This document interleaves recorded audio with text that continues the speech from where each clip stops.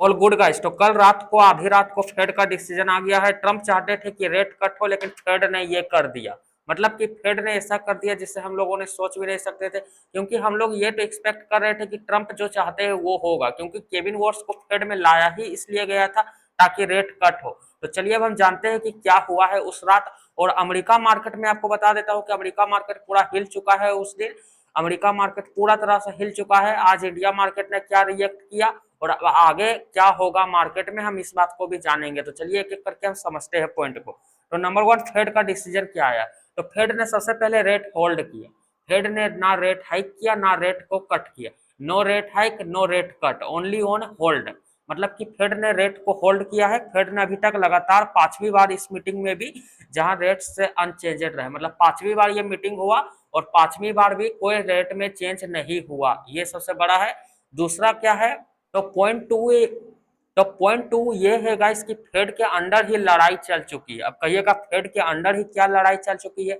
तो फेड के जो 3 मेंबर है उन्होंने कहा है कि रेट हाइक करो, लेकिन बाकी लोगों ने वोट किया नहीं, रेट होल्ड किया जाए।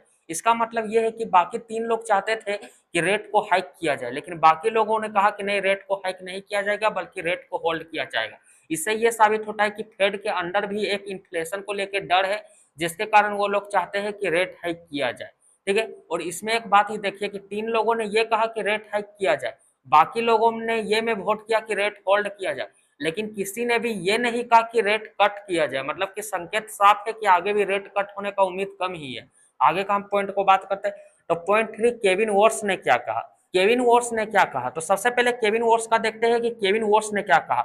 आखिर भाई फेड का चेयरमैन है, उनका एक बात से मार्केट हिल जाता है। तो फेड का चेयरमैन केविन वॉर्स ने साफ कहा कि हमारा टारगेट अभी इन्फ्लेशन का 2% टारगेट है, हम इसे ही मानेंगे, इसे हम कोई भी चेंज नहीं करेंगे। मतलब कि इन्फ्लेशन को कोई भी चेंज नहीं किया गया है, जो 2% टारगेट है वही 2% टारगेट रहेगा। फ्यूचर रेट कट का कोई भी प्रोमिस केविन वॉर्स ने नहीं किया है, और जो भी आगे का डेटा आएगा उसके हिसाब से आगे का प्रोमिस किया जाएगा और आगे डिसीजन लिया जाएगा, ये उन्होंने साफ कहा है। अगर इन्फ्लेशन ऊपर रही तो इंटरेस्ट रेट भी सॉल्यूशन का हिस्सा हो सकते हैं, यानी वॉर्स ने मार्केट को कोई राहत नहीं दी है।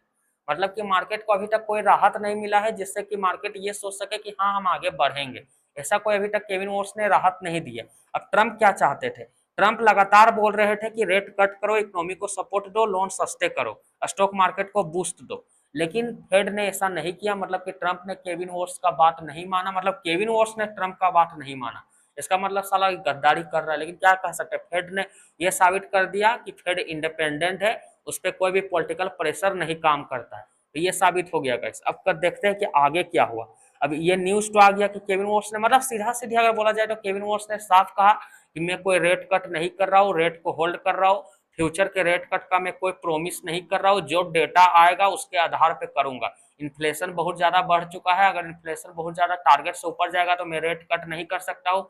जियो पॉलिटिकल टेंशन के कारण क्रूड ऑयल का भी दाम बढ़ रहा है। ठीक है, ये साफ कहा। अब ये अमेरिका ट्रंप ने भी क्या कहा था वो तो मैंने आपको बता ही दिया। अब अमेरिका मार्केट में क्या हुआ, सबसे पहले जैसे ही ये न्यूज आया डो जोन्स 1100 पॉइंट गिर गया। बाकी S&P 500 और नेस्डेक भी 1% से लेकर 1.5-2% तक गिर गया। ठीक है, ये हो गया।